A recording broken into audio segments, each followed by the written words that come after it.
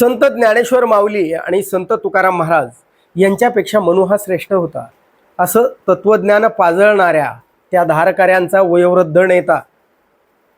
विठ्ठलाच्या भेटीसाठी पंढरपूरला निघालेल्या दिंड्यांमध्ये नंग्या तलवारी नाचवणाऱ्यांचं नेतृत्व करणारा तो वयोवृद्ध आज जर सांगत असेल की रायगडावरचा 6 जूनचा शिवराज्याभिषेक दिन बरखास्त करावा तोही कायमचा, तर त्याचा समाचार घेणं अत्यंत गरजेचं होऊन बसतं.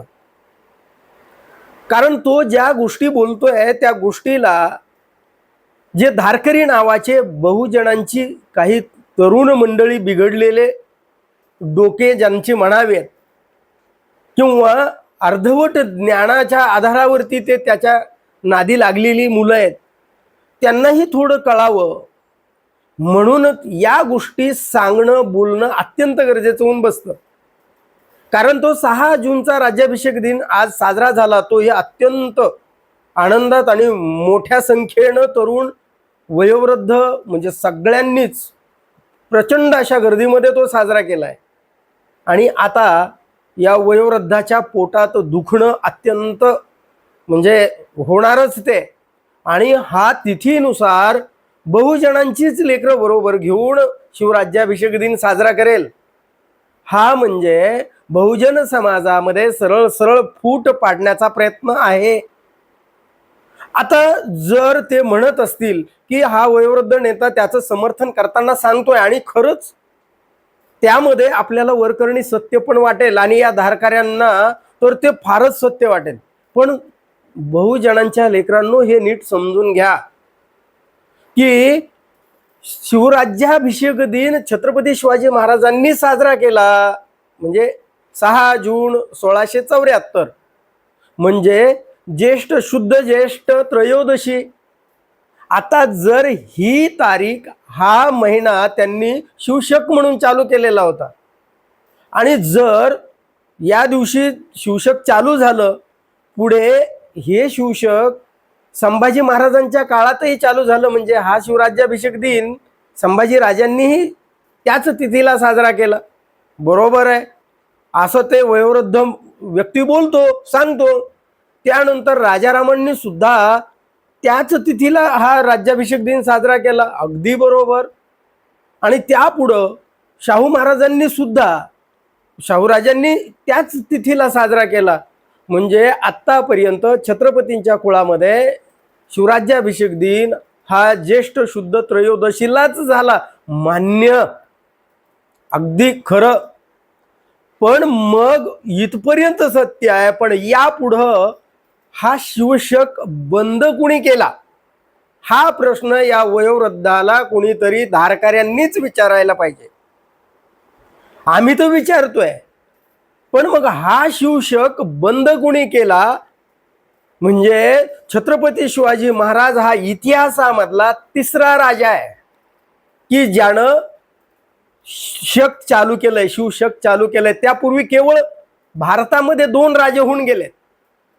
पहिला म्हणजे राजा विक्रमादित्य उज्जैनचा, त्यानं इसवी पूर्व 57 मध्ये विक्रम संवत चालू केलं.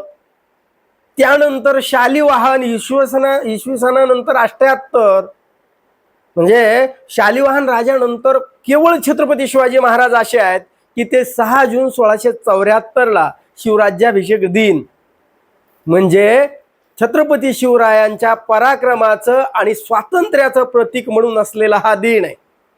म्हणजे हा ज्येष्ठ शुद्ध त्रयोदशी बरोबर अगदी. पण मग हा पराक्रमाचा दिन ज्यांनी शिवरायांना राज्याभिषेक नाकारला त्याच वंशामधल्या त्याच कुळामधल्या लोकांनी हे शिवशक बंद केलं. पुढे हे आपण अगदी उमजून समजून घ्यायला पाहिजे. बरं मग आता जर शिवशक आपण एक वेळेस हरकत नाही, ज्येष्ठ शुद्ध त्रयोदशी तर त्रयोदशी कारण हा सगळ्या बहुजनांच्या पराक्रमाचा आणि आनंदाचा दिन आहे. पण शिवशक चालू ज्या दिवशी झालं म्हणजे 6 जूनला, तो म्हणजे वर्षाचा पहिला दिन असतो म्हणजे नववर्षारंभ असतो. या मनोहर कुलकर्णीला यापुढे चैत्राचा पहिला दिवस हा नववर्षाचा नाही असं त्यानं ठासून सांगावं आणि हा नववर्ष आरंभ आता यापुढे ज्येष्ठ शुद्ध त्रयोदशीला चालू होणार असं या दिवशी हा म्हणजे धारकऱ्यांचा वयोवृद्ध नेता अभिनेता म्हणेल ना त्या दिवशी आम्ही त्याचे सुद्धा पायी आम्ही तो म्हणेल ते ऐकू. पण जर आता शिवराज्याभिषेक दिन नववर्षाचा आरंभ म्हणून छत्रपती शिवाजी राजांनी चालू केला होता तो तुम्ही बंद पाडला आणि आता तुम्हाला त्याच तिथीचा जो आग्रह आहे तुमचा तर तुमचा नववर्ष आरंभ दिन सुद्धा म्हणजे चैत्र शुद्ध तो नसावा तर तो हा ज्येष्ठ शुद्ध त्रयोदशी असावा. का नसावा म्हणजे तुम्हाला केवळ छत्रपती शिवाजी महाराजांच्या त्या म्हणजे तिथीबद्दलच जर एवढं प्रेम आहे तर ते शिवशक पुन्हा पाहिजे नव्यानं चालू करूया.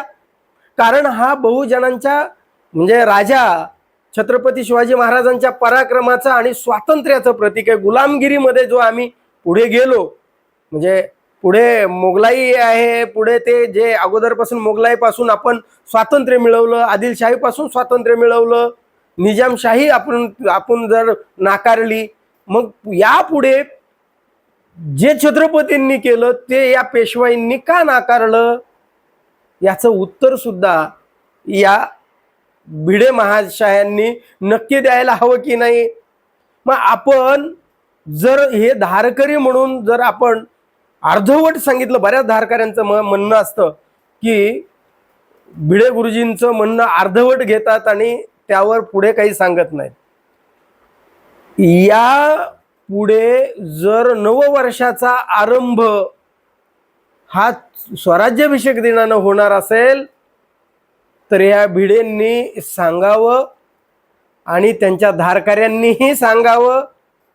शिवराज्याभिषेक दिनानिमित्त जे शिवशक चालू झालं ते शिवशक आम्ही पुन्हा आता नव्यानं चालू करतोय. ते इंग्रजांचं ग्रेगोरियन जे कॅलेंडर आहे ते आम्ही नाकारू. आम्ही ते शालिवाहन विक्रम हे नाकारतोय. आम्हाला आता त्याच्याशी देणं घेणं नाही असं या अभिनेत्यानं जर सांगितलं तर मग मात्र आपण शिवराज्याभिषेक दिन हा तिथी निस्वारच चालू करू. आपल्याला शिवराज्याभिषेक दिनच साजरा करायचा आहे ना हरकत नाही पण तिथीनुसार म्हणजे आता जर वारकऱ्यांचं तत्वज्ञान नाकारतो म्हणजे संत संप्रदाय नाकारतो तिथे तलवारी घेऊन मिरवण्याचं पराक्रमाचं प्रतीक मानतो जिथं तो मनुला श्रेष्ठ मानतो संत तुकारामापेक्षा आणि संत ज्ञानेश्वर माऊलींपेक्षा तिथं छत्रपती शिवाजी महाराजांबद्दल असलेलं त्याचं प्रेम सुद्धा वेगळी आहे. त्याबद्दल सुद्धा त्याला केवळ आणि केवळ या बहुजनांमध्ये फूट पाडायची आहे आणि बहुजनांची जी धारकरी म्हणजे ज्याला आपण ब्रेन वॉश म्हणतो तशी बहुजनातल्या तरुण मंडळींचं ब्रेन वॉश करून त्यांना कुठंतरी छत्रपती शिवाजी महाराजांच्या मावळ्यांच्या आणि वारकऱ्यांच्या विरोधामध्येच त्यांना उभं करायचं आहे. म्हणजे सरळ सरळ ही शिवरायांच्या विचारांमध्ये फूट पाडण्याचा हा प्रयत्न आहे. मग शिवशक बंद कुणी केलं? शिवशक यापुढे चालू होईल का? आणि वर्षाचा नववर्षारंभ ज्याला म्हणतो आपण चैत्र म्हणण्यापेक्षा चैत्र शुद्ध म्हणजे प्रतिपदा जे काय म्हणतात ते म्हणजे तो न म्हणता गुढीपाडवा न म्हणता यांनी शिवराज्याभिषेक दिन हा वर्षाचा नववर्षाचा आरंभ दिन म्हणून हे वयोवृद्ध संभाजी भिडे नावाचा अभिनेता यापुढे आपल्या धारकऱ्यांना सांगेल का? याविषयी तुम्हाला काय म्हणायचं आहे की हा जो शिवराज्याभिषेक दिन बरखास्त करा म्हणतोय हा केवळ बहुजनांमध्ये फूट पाडण्याचा डाव आहे का? याविषयी आपलं काय मत आहे कमेंट करून जरूर सांगा.